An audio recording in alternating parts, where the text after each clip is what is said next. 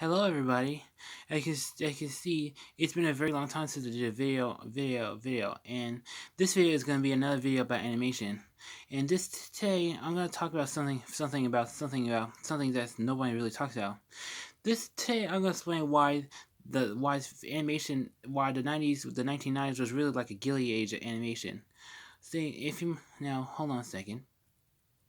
Now, if you must know, if you're familiar with the Gilded Age, that Gilded Age is the Gilded Age is actually, while I'm talking about Gilded Age now, the Gilded Age is actually a novel by Mark Twain that really characterized the period hold on a second, between 1870 and 1870 to 98. It's really a characterized. It was in it's actually that's an appropriate term because economic boom hides its horrifying realities.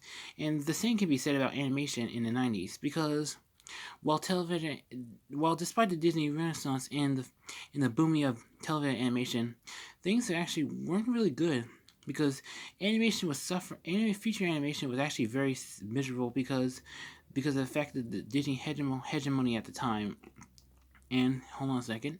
And from dictionary.com, the hegemony means leadership or predominant influence exercised by one nation over others as a confederation. And when you think about it, that's really how Disney animation was in the 90s in a nutshell. And the thing is, and unlike what you see in Disney today, this hegemony had a very solid foundation. And unfortunately, the thing is, the 90s was a very sad period because everyone else, it was just miserable. For example, in 1994, in the state year Lion King, you had at least three mediocre animated films. The first was Dumbledore, which was notorious for being the first animated film to get win a Razzie for Worst Original Song, which is Mary the Mole. The second one was A Troll in Central Park, which actually had a very limited theatrical run. It was because Warner Bros. Had no confidence in it. And the third mediocre film of that year was The Swan Princess, which unfortunately, attracted a strong following, and to this day, it's still a franchise through direct to video.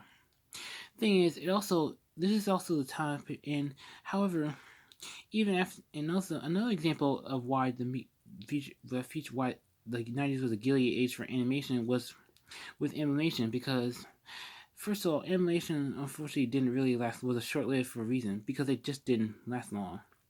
The first film was an American Tale, Five Goes West, which actually got them off to a very weak start. The next film was We're Back, a Dinosaur Story, which unfortunately flopped and laid the groundwork for the downfall of animation.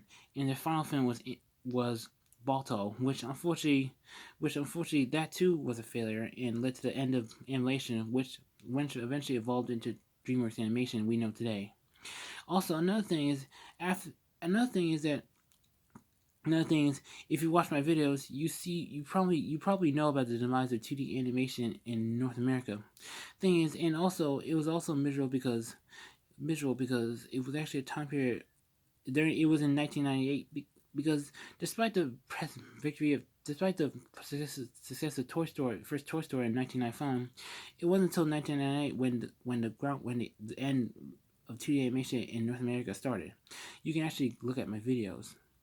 Thing is, if you haven't, then all started with the failure of Warner Bros.'